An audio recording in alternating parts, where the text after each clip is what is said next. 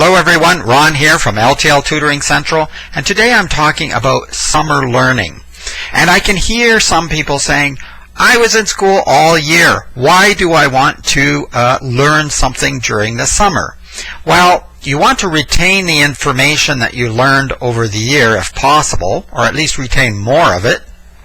And you might want to learn new information or more information or different information. So you can do lots of things during the summer to help you learn that aren't exactly the same as going to school every day. Remember, you're not going to be in school for 6 or 7 hours every day, Monday, Tuesday, Wednesday, Thursday, Friday, and of course you always, at least here, have Saturday and Sundays. So you have loads and loads of time to maintain your skills and to learn new skills. So what are some of the things you can do? Well, you can read, obviously. That's a big one. Reading is so important. It obviously will improve your reading skills, but you can gain a lot of information depending on what you read. So you can certainly read for enjoyment, but even when you read for enjoyment, think about what you're reading. Ask yourself some questions or talk to other people who are reading the same book, or even if they aren't, you can discuss what's happening in the book. Talk about the plot and the events. And this will help with your reasoning, your logic, and your ability also to present the information to someone else. So all of those skills can be improved just by reading for pleasure. But you can also read on topics, particularly those that you're interested in, that you might be studying in school as well, because if you really love science, why not do some extra science reading over the summer? Writing is really important as well, because if you want to improve your writing, you need to write. So you can either connect that to your reading, or you can write blogs, or you can write in a journal. There's lots of ways that you can access writing that might be different from school. You might not want to be writing essays during the summer, but then again, you could even practice that if you really want to, and you've read something very interesting and want to get your point across. Writing a blog is kind of like writing an essay in a way. It might be a slightly different format, but you could still practice getting your thesis there, your topic sentences. You need those for paragraphs anyway. So lots of the components you can still practice even when you're writing for fun or writing your own blog if you have a particular interest. You can visit museums and science centers and local attractions that you haven't seen before or that you really love and you want to go back. You can always learn more. Most of these places have so much you can't sort of learn it or remember it all in one visit anyway, so you can visit multiple times to gain more insight. Visit with different people, because different people have different ideas and going to have a different take on it as well, so that's always interesting. And talk to people, talking to all different kinds of people and listening. Very important to listen. I shouldn't say just talk.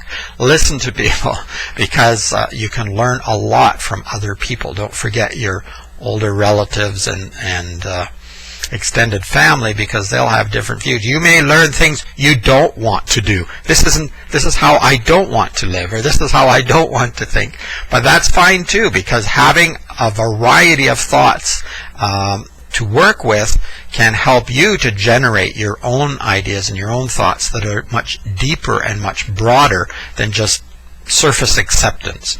My mom thinks this, so I think this. My dad thinks this, so I think that. No, you want to go broader than that. You can learn to cook. You can learn a musical instrument. There's lots and lots of things that you can do over the summer that will keep your brain working and keep those synapses connecting. I've written a blog, and I'm going to put the link below. It covers some of the same types of material that I'm talking about here. So have a look at that if you like. You can take some online classes. It doesn't hurt you to learn academics during the summer. I promise your brain will not overload. It won't explode. It's not like a milk carton. You can't overfill it. You need some downtime, but remember, you have loads of time in the summer to lie back and enjoy, go swimming, do whatever you like to do to relax, and your brain will absorb the information more. Make sure you get good sleep, good nutrition. It's just as important in the summer, where sometimes we tend to eat a bit of junk food.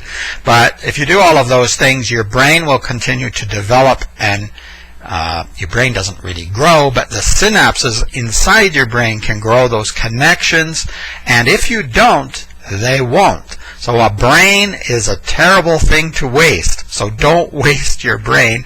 Get some summer learning in.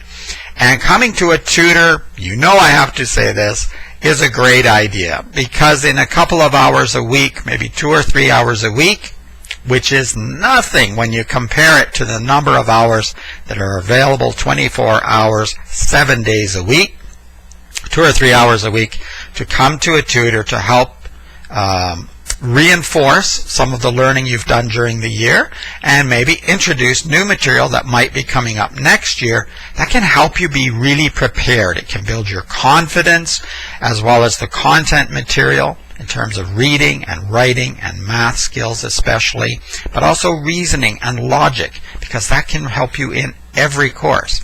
So don't forget to contact a tutor, either a local tutor. You can contact me. I teach online and in the local area. If you want to come in person, that works perfectly, because I have lots of students back here at my big table that you can see.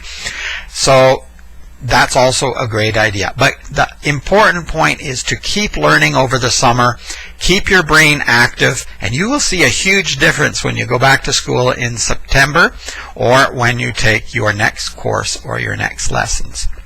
Have fun learning. That's the main thing. Remember, learning and knowledge is fun. School sometimes is fun, sometimes is not so fun. Certain teachers are sometimes not so fun. But the learning is the important piece, and it is the fun piece, and it is the beneficial piece. So keep learning. Check out my website below. Don't forget to like the video, subscribe, check out the blog as well, and I may have some other links here as well for you to check out. My name is Ron again from L.T.L Tutoring Central, and I hope to see you soon.